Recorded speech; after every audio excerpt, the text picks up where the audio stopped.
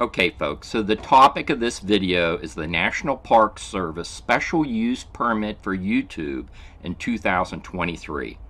I received an email from the National Park Service yesterday, and I was pretty upset, and I called a fellow YouTuber, and we discussed this, and I went back and forth of whether I should share this information with you. And obviously I opted to share part of this information with you. In this video, I'm going to walk you through what happened with the National Park Service. I have a YouTube channel. It is a hobby. We travel the country in our RV. We love to go to national parks. We show free and affordable RV camping, but we spend a fair amount of time in national parks. Well, in February of 2023, Melody and I are planning to go to Everglades National Park. We're camping in the adjacent preserve at Midway Campground. And the National Park Service recently changed their permitting process. On your screen, you see the National Park Service website regarding filming and still photography and permits. And if you scroll down here, it says right here at the bottom, effective October 28th, 2022, the National Park Service rescinded interim guidance that was in place during litigation regarding commercial filming and has returned to the long-standing laws and regulations governing commercial filming in national parks. So because of this change, this recent change, I wanted to make a good faith effort to comply with the new rules and regulations at the National Park Service. So I sent them this email, and I'm going to bring the email up for you. Email to National Park Service. Okay. So I call. They don't give you a website when you visit the Everglades National Park website to inquire on how to apply for a special use permit if you're going to capture video or still images for use on YouTube. They don't give you an email address or anything. What they do is you have to call them. And I ended up getting the name of the office where you have to apply for the permit. So this is after I've called the Everglades National Park, talked to the people at the front desk. They provided me this email address for their special use permit office. So this is the email I wrote to Mr. Collins.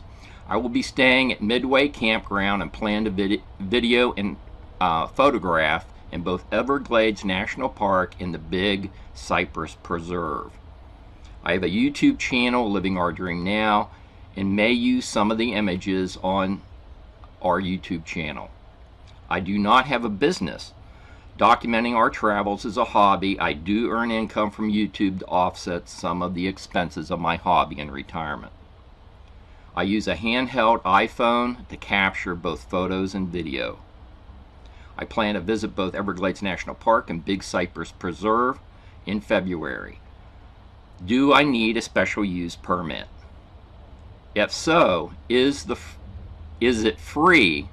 And given the aforementioned circumstances, how do I obtain the permit?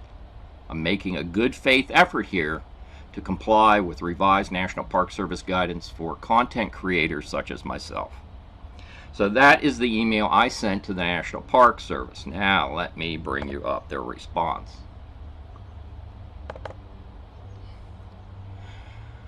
Okay, the subject line from the National Park Service is Everglades YouTube Film Permit.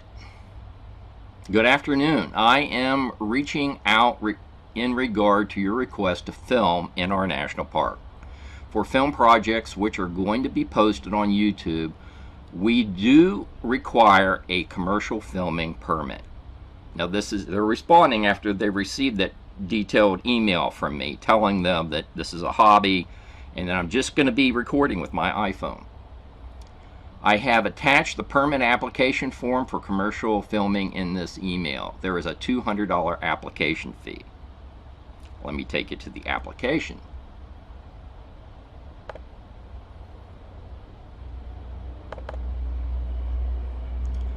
This is the application they sent me, and it's an application for special use permit, commercial filming, still photography.